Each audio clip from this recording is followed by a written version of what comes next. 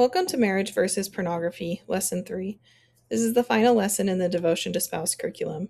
The goal of this lesson is to understand the risks of pornography usage in marriage and the effects of pornography addiction. This is the final lesson for Devotion to Spouse. In this lesson, we will discuss the effects of that pornography has on a marriage. This may be a challenging topic for many couples to discuss or open up about. I felt the need to include this section in my family life education course because of the effect it has on marriage, and because I live in Japan, where pornography is easily accessible and accepted in society. I also feel the discussion on pornography is an essential element of deployment preparation. I've spent a lot of time researching on this topic and have compiled my research into this presentation. I would like to share that this topic focuses on the negative effects of pornography usage. This information is not to judge or shame any one individual. It is to educate on the effects and give resources on how to overcome pornography addiction.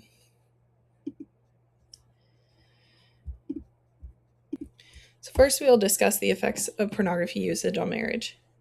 So pornography was never positively associated with relationship quality. Dorian and Price found that adults who have watched an X-rated movie in the past year were more likely to be divorced, more likely to have an extramarital affair, and less likely to report being happy with their marriage and happy overall. Pornography use reduces the happiness that men normally receive from sex and can operate by lowering the husband's perception of his spouse's sexual performance.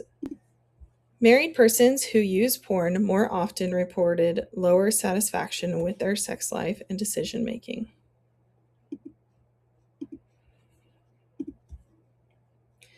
The addiction effects on pornography. So there's problematic pornography use, PPU. It has shown diminished trust in relationships, lowered relational satisfaction, increased psychological distress, reduced self-esteem in the user's partner, less relational commitment, betrayal accompanied by trauma-like symptoms. So Dr. Lean Hunt spoke about how pornography is looked at as a male sexual education and that it's just normal. This takes on a different view of what sex is supposed to be or the expectation of sexual intimacy. It can create disappointment when sexual intimacy is with another.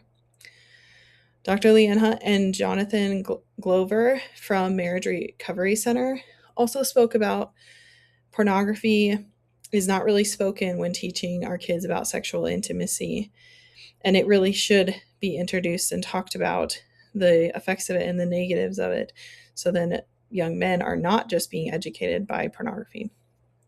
Pornography functions as an affair.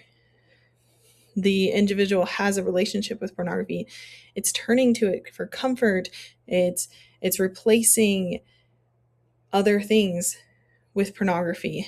It also is giving it a place. It's taking up time. It's making room. It's spending money on it. It takes place of a relationship. Pornography usage doesn't only affect those who use it, it also affects the spouse. Here is a video from spouses and how it affected them.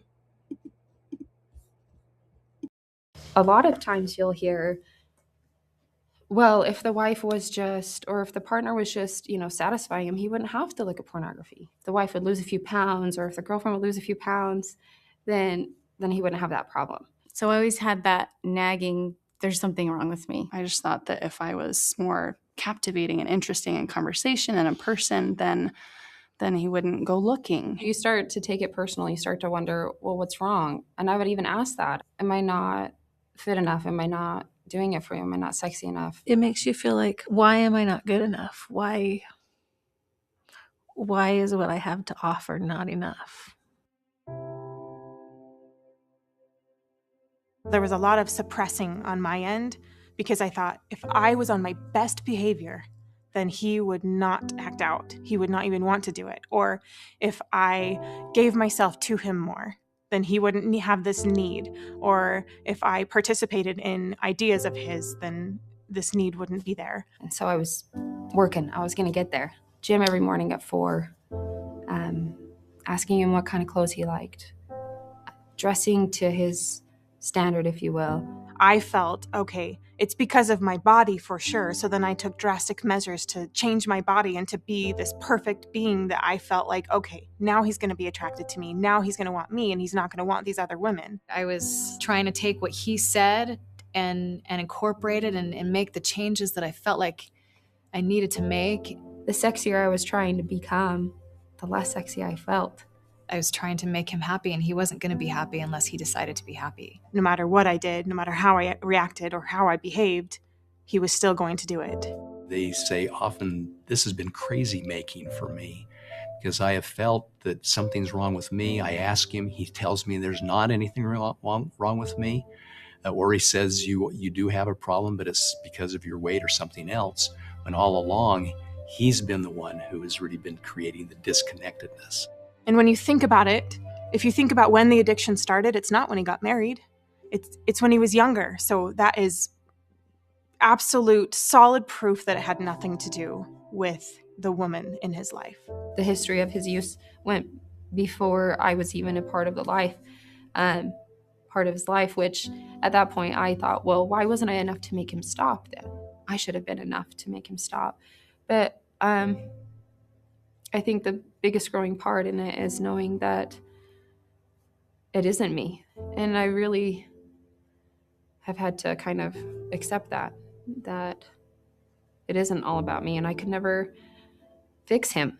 This really has nothing to do with me. It didn't take away the pain and the thoughts of it having to do with me and that it was because of me. But that's when I started to see, like, it really has no effect what I do. I felt like that was one of the only one of Satan's lies that I caught on to right away, was that you're not pretty enough, you're not thin enough. And that was probably the only one that I was like, no, it has nothing actually to do with how I look. It has to do with the addiction. You know, we women spend so much time not knowing that we're enough. You're enough. You're absolutely enough. I feel like I'm a lot more powerful of a person. I'm realizing that I do have strength, and I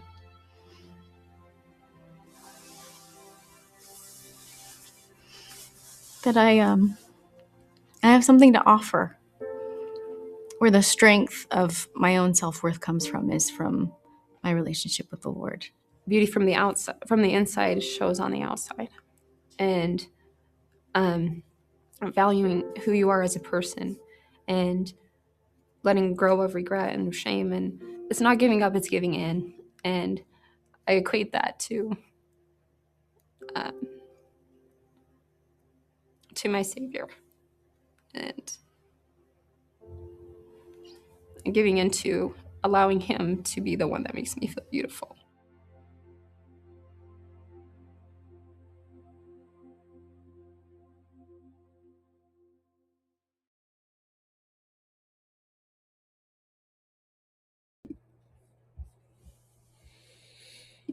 So where can I turn for help? There is limited treatments for problematic pornography usage. There is a phenomenological treatment example here that I've shared.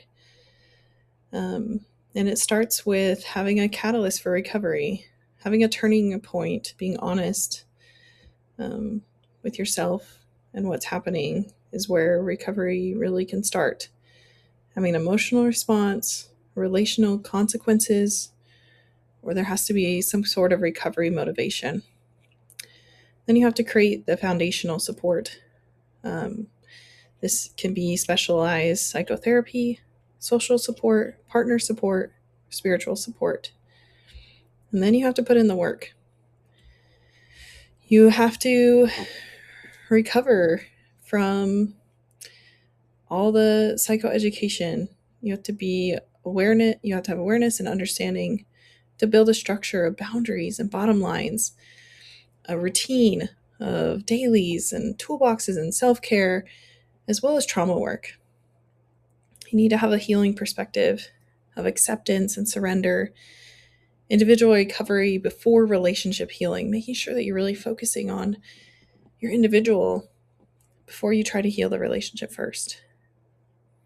Recover-centered life is really what's going to bring that healing, confidence in your own recovery, externalization of the problem, recognizing that pornography is not the problem, that it's the choice that you made. Crucible perspective. There's some hindrances and cautions with this. Some therapists might not work for you. You might need to find some that do. There's other support things that could come in there that could delay, that could push you off, that could break apart. There's the work that can be hard, it can be taxing. You can feel like you're not improving when really you are, day by day. And the perception of recovery cautions, just being aware that your life is going to be different. The way that you have thought about things are going to have to shift, and you're daily going to have to remind yourself of those shifts, constantly having to change the way that your brain is now wired due to viewing pornography. So there's this quote, I think you have to heal yourself. You have to heal the hurt emotions first before you can work on the relationship. That's really helpful to get to that place. And it's possible. It's possible. You can be happy. And divorce doesn't have to be the answer. It does take two. It can't just be one-sided.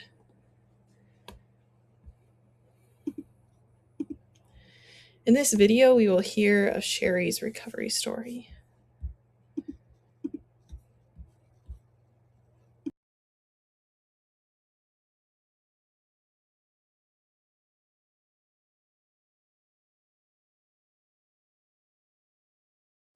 I had this image of me where I was burned, like you could picture a blackened body, and the cracks that were red showing through as it was just there. And I just thought, it's only one more step until I'm dead or I'm not.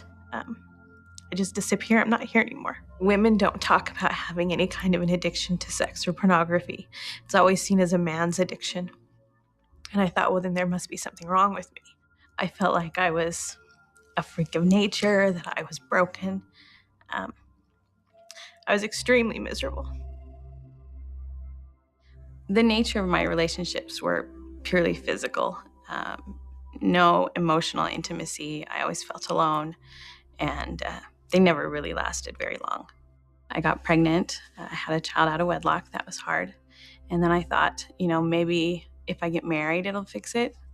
But things just went downhill even further. We ended up getting divorced. I was so miserable and so unhappy in my addictions and the way my life had gone. I really didn't think there was any help. I started seeing a counselor. She suggested I go to meetings, but I would go to a meeting a week and feel like I don't even understand how this can help. I've got all this stuff in my mind. I can't avoid it. It's with me 24 hours a day. I went to a meeting where the missionaries gave me a challenge. He said, as a missionary in this program, I give you a priesthood blessing that if you're struggling in your recovery, if you do 90 meetings in 90 days, it will make a huge impact in your life. And I thought, all right, I'll take on your challenge. Bring it on, because if it doesn't make an impact, right now I don't think anything is going to help, so what can it hurt? That was the turning point, I would say. About halfway through my recovery, I would say, I started realizing that I wasn't this black and burned thing to myself. I was more like a white light inside with all these white strings. And right now they were tangled. They were a mess. But as I worked through the program, I felt like they were just straightening. They were just going back to the way they should be. And so I felt more like a daughter of God that just had been confused and was now coming back.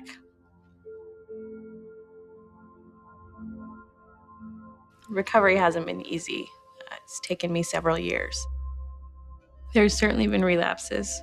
I wish that my recovery could be a perfect slate that, once I make the commitment, I never go back. But I do have, almost 2 years recovery under my belt. And I am so grateful for every moment of that. I had read the story in the Bible about the woman who has an issue of blood. And she goes to physicians, never gets cured, never gets healed. And then just the realization that she just has to touch the hem of the Savior's robe and she'd be healed. And she does. And immediately she is healed. This hemorrhage that's inside of her is completely healed. And the Savior looks at her and says, "Thy faith hath made thee whole." And I guess I had the realization then that that's what I had. That's what I feel like, is I have this hemorrhage inside of me. And He can fix it. When the scriptures talk about how man is that they might have joy, for years I just thought, yeah, but that's after this life. But it's not. Life is vastly different than it was for the first 35 years of my life. And I think for the first time I'm experiencing joy.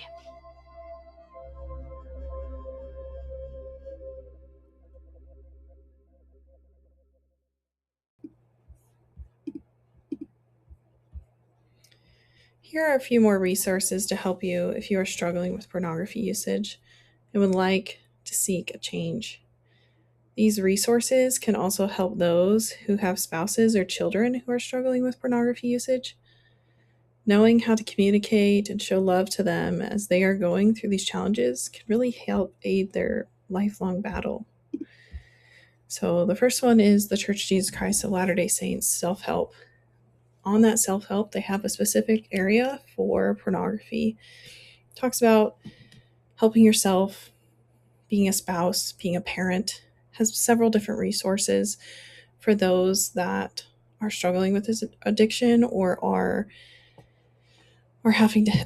trying to help those that are struggling with the addiction. In the military, there is some resources that you can use.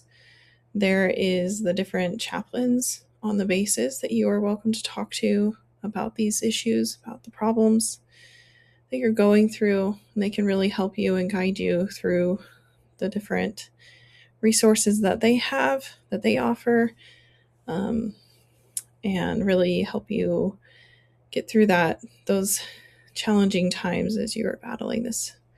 There's also the Family Support Center. It can be a great resource for military members to use.